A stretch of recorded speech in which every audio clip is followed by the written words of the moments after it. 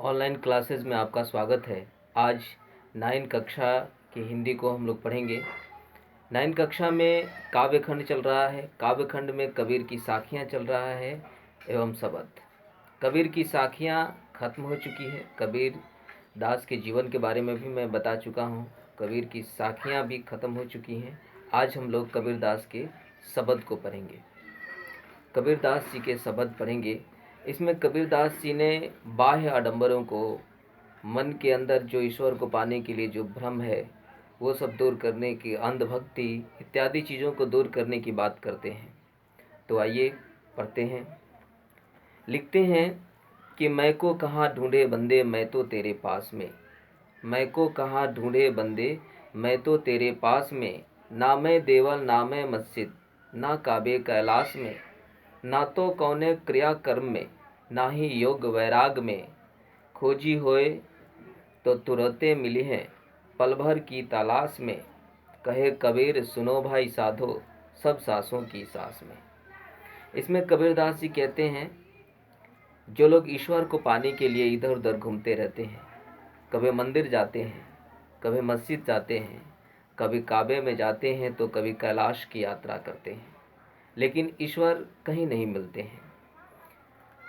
इसमें कहते हैं ईश्वर कबीरदास जी ईश्वर के संदर्भ में कहते हैं कि अगर आप सच्चे दिल से ईश्वर को पुकारिए, सच्चे दिल से ईश्वर की आराधना कीजिए तो आपके पास में ही है। ना मस्जिद में है, ना मंदिर में है, ना काबे में है, ना कैलाश में है, ना ही कोई पूजा पाठ में, ना तो कौने क्रिया कर्म में, ना ही योग वैराग में। ना ही कोई क्रिया कर्म में, ना ही तंत्र मंत्र में, ना ही योग वैराग में, कहीं नहीं आपको मिलेंगे, क्योंकि आप सच्चे दिल से नहीं करते हैं। खोजी होए तो तुरते मिली है पल भर की तलाश में। अगर आप सच्चे दिल से खोजिएगा तो पल भर में ही ईश्वर की प्राप्ति हो सकती है, लेकिन आप सच्चे दिल से नहीं खोजते हैं। कहे कबीर सुनो भाई साधो सब सांसों की सांस में। कहते हैं कि ईश्वर तो प्रत्येक व्यक्ति के हृदय में है, प्रत्येक व्यक्ति के दिल में है, प्रत्येक व्यक्ति के सांसों में है। इसलिए इधर उधर भटकने की ज़रूरत नहीं है। सच्चे दिल से ईश्वर की आराधना कीजिए और अपने अच्छे कर्म कीजिए। फिर दूसरे शब्द में ये कहते हैं कि संतो भाई आई ज्ञान की आंधी रे। भ्रम की टाटी सबे उरानी माया रहे ना बांधी। हित चीत की है द्वैत हुनी गिरानी मोह बलिंदा टूटा। तृष्णा छानी पर घर ऊपरी कुबुद्धि का भंडा फूटा। जोग जुगती करे संतों, जोग जुगती करे संतों बांधी निर्चु चुए न पानी। कुर कपट कया का निकस्या हरि की गति जब जानी। आंधी पीछे जो जल बूढ़ा प्रेम हरि जन भीना। कहे कबीर भान के प्रकट उदित भया तम खीना। कबीरदास जी इसमें ज्ञान के महत्ता का इन्होंने वर्णन किया है।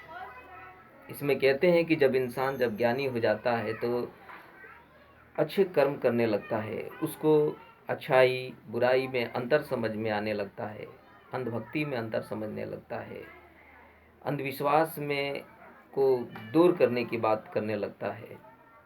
कहते हैं कि संतो भाई आई ज्ञान की आंधी रे। भ्रम की टाटी सबे उड़ानी माया रहे ना बांधी। यानी कि जब ज्ञान रूपी आंधी के चलने से भ्रम रूपी टाटी यानी कि झोपड़ी उड़ जाती है, जो माया रूपी बंधन से बंधी रहती है। हित चीत की द्वैथुनी गिरानी मोह बलिंदा टूटा। और हित चीत रूपी दो थुनी यानी कि खंभा रहता है वो भी गिर जाता है, और मोह बलिंदा टूटा। और जो झोपड़ी के ऊपर एक मोटी सी लकड़ी रहती है, मोह रूपी वो लकड़ी वो भी गिर जाती है। तृष्णा छानी परी घर ऊपरी कुबुद्धि का भंडा फूटा। तृष्णा का अर्थ होता है प्यास, यानी कि ईश्वर को पाने के लिए जो आपके मन में तृष्णा है, वो जो आपके अंदर जो प्यास है वो सभी तृप्त हो जाते हैं जो व्यक्ति ज्ञानी बन जाते हैं। और कहते हैं कि वाकई में जब आप ईश्वर की गति को जब आप जान जाएंगे, जब आप वास्तव में ईश्वर को जान जाएंगे, ईश्वर क्या है, तो आपका जीवन जो है वो सुखमय होने लगता है। आंधी पीछे जो जल बूठा, प्रेम हरि जन बीना, कहे कबीर भान के प्रकट उदित गया तमकीना। यानी कि जो ज्ञान रूपी आंधी जो चली है, ज्ञान रूपी आंधी के चलने के बाद प्रेम रूपी वर्षा होती है, जिससे सारा जग भीग जाता है, सारे भक्त भीग जाते हैं। कहे कबीर भान के प्रकट उदित भया तमकीना।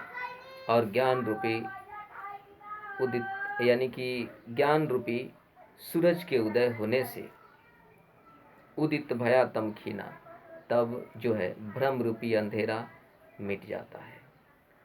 ये कबीरदास के शब्द थे, जो कि कबीरदास जी हमारे जीवन में जो भी भ्रांतियाँ रही है, हम अब महसूस जो करते हैं, जो भ्रांतियाँ है, जो अंधविश्वास है, उसको दूर करने का प्रयास किया है अपनी रचनाओं के माध्यम से।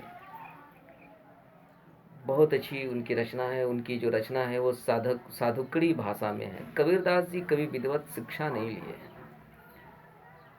वो जहाँ भी गए, जिस क्षेत्र में गए, वहाँ की भाषा को ले लिए, वहाँ की भाषा को सीख लिए, और सभी भाषाओं को मिलाकर उनकी रचना बनती है। इसलिए उनकी भाषा जो है वो साधुकड़ी भाषा है। फिर आगे हम लोग मिलते हैं, दूसरी कविता को हम लोग पढ़ेंगे। बने रहिएगा मेरे साथ।